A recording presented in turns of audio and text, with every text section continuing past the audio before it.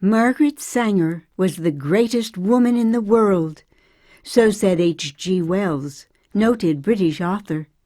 And so she was, the woman of the greatest importance ever to women throughout the world, the woman to offer to all women the possibility of controlling their own lives, to determine for themselves the timing of their pregnancies.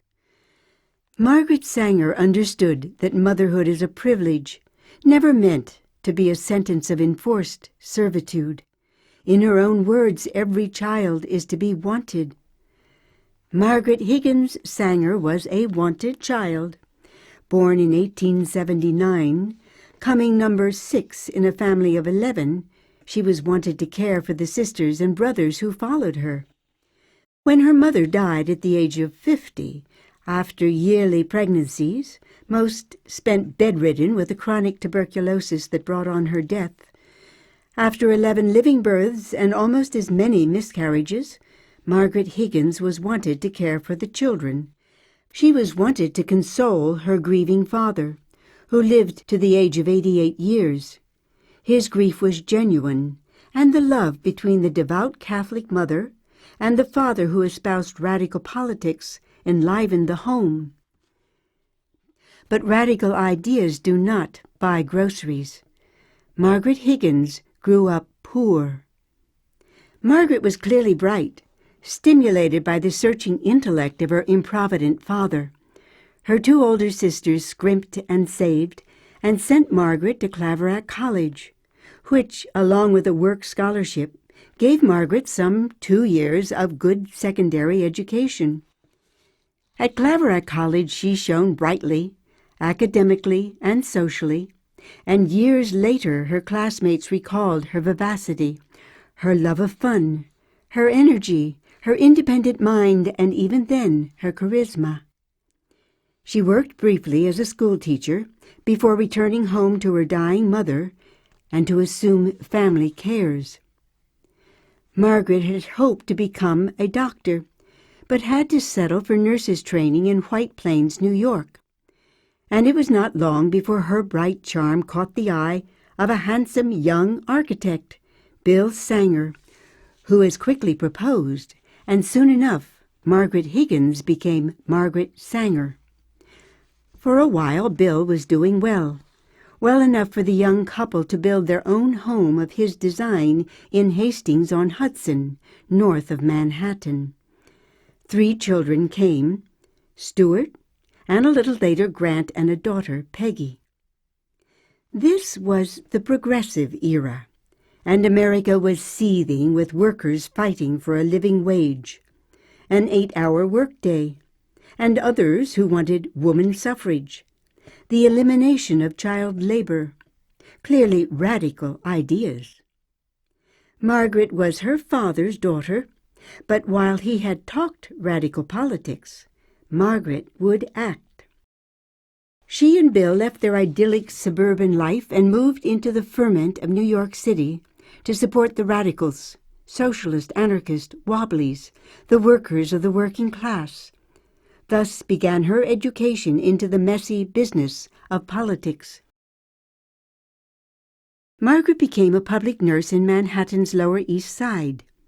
Growing up, Margaret had been poor, but this was poverty of a different sort, a brutal, degrading, grinding poverty that allowed no breath of hope. Dank, unsanitary tenements housed struggling families, charging usurious rents. Men worked 6 days a week, 12 and 14 hours a day in factories, or in the tenements with the women doing piecework, all for pitiful wages. Women bred unceasingly. The more fortunate children, 6 and 7 years old, worked as well, and slept on the dirty floor of a room blanketed with overworked and foul-smelling unwashed men and women. The less fortunate children slept in the streets, prey to crime and prostitution. As a public nurse, Margaret was caring for the mothers of these children, mothers too often pregnant, too often recovering from or dying after a back-alley abortion. For thanks to Anthony Comstock, United States Postal Inspector and author of the Comstock Laws, illegal abortion was the only contraception available. The federal Comstock Laws enacted in 1873, quickly reinforced by similar state laws, punished the publication or discussion or possession of information or devices that prevented pregnancy, with fines and prison sentences. Doctors were not exempt from these laws. And so, when Nellie Sachs, mother of 3, the youngest barely a year old, was nursed back to health after a botched abortion, she asked the doctor, "But doctor, what can I do to keep from that way again?" The doctor jovially replied, "Tell Jake to sleep on the roof." Several months later, Margaret Sanger, the public nurse, was called again into the home of Nellie Sachs, arriving only in time to see the young mother die after a back-alley abortion. It was a defining moment for Margaret Sanger. Horrified by the brutal life and early death of yet one more mother, and familiar now with the agitation tactics practiced by the radicals, Margaret Sanger repudiated her futile nursing practice and set out on her life purpose to challenge the Comstock Laws.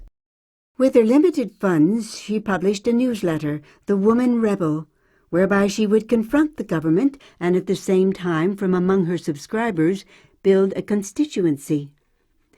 The Woman Rebel was an angry railing at injustices dealt the working class, but promised information on contraception. It was enthusiastically received by many radical groups. After 7 issues in 7 months, the publisher of The Woman Rebel was indicted by the grand jury for publishing obscenities, for the printing of words such as contraception, abortion. A date for trial was set. Just before the day of her trial, Margaret Sanger learned that her jail sentence had already been decided upon. But while awaiting trial, Margaret Sanger had not been idle. She was preparing her direct confrontation to the Comstock Laws, writing a pamphlet entitled Family Limitation, which explained, with the aid of line drawings, how pregnancy could be prevented. Now, knowing that she faced the certainty of jail, she had a challenge and a choice. She could remain in America, go to jail, and be unable to continue her work for women's right to information, or she could flee to England, arrange for her supporters to distribute Family Limitation in its direct challenge to the law, and continue her course of agitation. On 14 October 1914, she boarded the SS Virginian bound for England, leaving in the care of Bill their 3 children, Stuart, 11, Grant, 6, Peggy, 4. Meanwhile, knowing that 100,000 copies of Family Limitation, an illegal publication that directly violated the law, were being mailed to 100,000 women all over America. Her empathy with the exploited workers had drawn Margaret Sanger into radical politics. More particularly, her awareness of the burdens borne by the working-class mothers of too many children, mothers such as her own, living beaten down and powerless lives. Seeing these lives drove Margaret Sanger relentlessly, perhaps intensifying the powerlessness she felt in her own life, in her now failed marriage, and in her inability to effect real change through radical politics. In England, depressed and lonely and greatly missing her children, her political education took a more sophisticated turn. In the British Museum, she studied under the Great Dome, where so many of the famous Karl Marx, H.G. Wells, and others had labored. In London, she was introduced to individuals educated and broad-minded, and to Havelock Ellis, the renowned student of human sexuality. In Holland, she met Dr. Johannes Rutgers, whose clinics, staffed by medical doctors, instructed women in contraceptive techniques. From Johannes Rutgers she learned how to fit the diaphragm. In Holland, Margaret Sanger made her plans to open, in America, a medical birth control clinic. And in America, Bill had been arrested and was being convicted for possession of a copy of Family Limitation. "This pamphlet," said the judge, "is both indecent and immoral, contrary to the laws of God. Any man or woman who would circulate literature of this kind is a menace to the community." Some of the public thought otherwise, for the attitude toward birth control had taken a remarkable turn. Birth control, contraception, the word and the subject, in the very face of the Comstock laws, had become a highly visible, hotly debated, very public matter for discussion.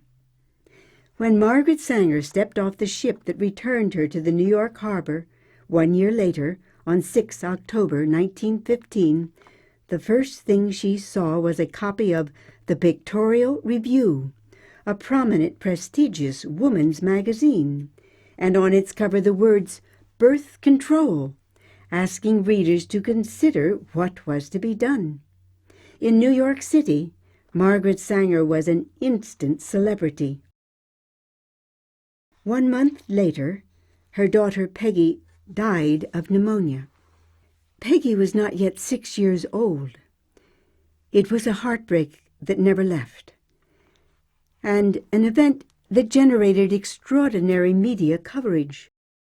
Under the firestorm of publicity, the government dropped their case regarding obscenities in the woman rebel, the case that had sent Margaret abroad, and yet more media attention followed.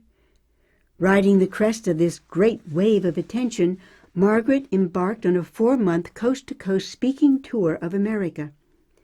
She was shut out of the theater in St. Louis and arrested in Oregon.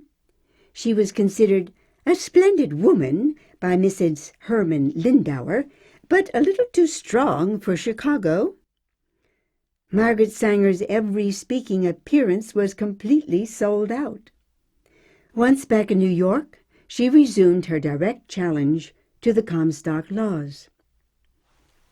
In the fall of 1916, she fearlessly opened a clinic in Brownsville, in Brooklyn, New York, and began giving women information on contraception. After 9 days of operation, seeing women from dawn to dusk, women lined up around the block, the clinic was raided. Margaret Sanger was arrested, and this time she went to trial. When she was asked by the judge if she would behave and cease her activities that educated women, she replied, "I cannot respect the law as it stands today." She spent 30 days in jail. The jail sentence further confirmed her celebrity status, bringing more support and funds that allowed her life as the professional crusader for women's empowerment. She began publishing the Birth Control Review, her supporters selling it in the streets. Divorced now from Bill, she married wealthy Noah Slee, a generous millionaire, whose 3-in-1 oil company advertised regularly in the Birth Control Review. She wrote more books, spoke and lectured widely, organized local and national conferences, and, always in the public eye, naturally became the subject of cartoons. In 1923, with a medical doctor on her staff, and abiding by the letter of a loophole in the law, she opened in Manhattan the Clinical Research Bureau, a birth control clinic that conducted ongoing research. Years of fighting prurient laws and self-righteous groups followed. She was arrested, and arrested again, in 1929 along with these nurses and physicians, blacklisted by the DAR, banned from Boston, New Haven, and Rome, a lifetime of strategizing, defeats, and regrouping, and years of speaking out. Gradually, laws were modified and changed. Gradually, birth control clinics were appearing all over America. A group of clinics became Planned Parenthood. She was the recipient of awards and a prominent guest at award dinners. For 7 years, she was a regular on Capitol Hill, testifying before Congress. Her National Committee on Federal Legislation for Birth Control working to overturn the Comstock laws. In 1927, after 2 years of preparation, she hosted in Geneva, Switzerland, the first World Population Conference, thus moving the subject of birth control beyond local moral concerns and sliding it sideways into the arena of public policy, international reach, and the male purview. Assured that the subject of birth control would not be included in the proceedings, eminent scientists, statesmen, government officials, and academicians, all male, from 27 countries convened in August to discuss issues related to population. Margaret Sanger was not permitted to speak, nor were the names of her hard-working clerical and fundraising staff, seen here, listed in the program. This would have been an insult to eminent males. Nevertheless, the conference received extensive newspaper coverage, and no one could deny that a woman who promoted birth control had organized and raised the funds for the first World Conference on Population. One of the attendees, Raymond Pearl, professor of biometry and vital statistics at Johns Hopkins University, was organizer and first president of the IUSSP, the International Union for the Scientific Study of Population. Her fame and her message spread, and Margaret Sanger circled the globe on international lecture tours, sowing the seeds throughout for local birth control clinics. She met with world leaders and with Gandhi. She was 6 times in Japan and addressed the Japanese legislature. She received an honorary degree from Smith College. Upon her move to Tucson, Arizona, she immediately opened there a birth control clinic for Tucson families. She was the one who built the bridges that promoted research and development of the pill, making contraception a practical possibility. She founded Planned Parenthood International, which encompassed the globe. No less than Nehru, first Prime Minister of India, greeted her and acknowledged her work. Margaret Sanger died in 1966 and was buried with her family members and by her black maid, Daisy, in Fishkill Cemetery, New York. She was arrogant and generous, egotistical and empathetic. She embraced a compassionate world vision that changed the world. She never sold or endorsed a contraceptive method, never took a dime from a manufacturer or an advertiser. She never advocated, never condoned, never considered abortion, but always taught wise, loving planning which brought wanted children into a home that was able to care for them. Once she grasped fully the root cause of woman's powerlessness, the inability to control pregnancy. Margaret Sanger never deviated from forwarding her vision of a string of medical clinics that encircled the globe, clinics that educated women in the manner of intelligent, informed choice, choice that supported the privilege of motherhood, choice that assured every child would be wanted.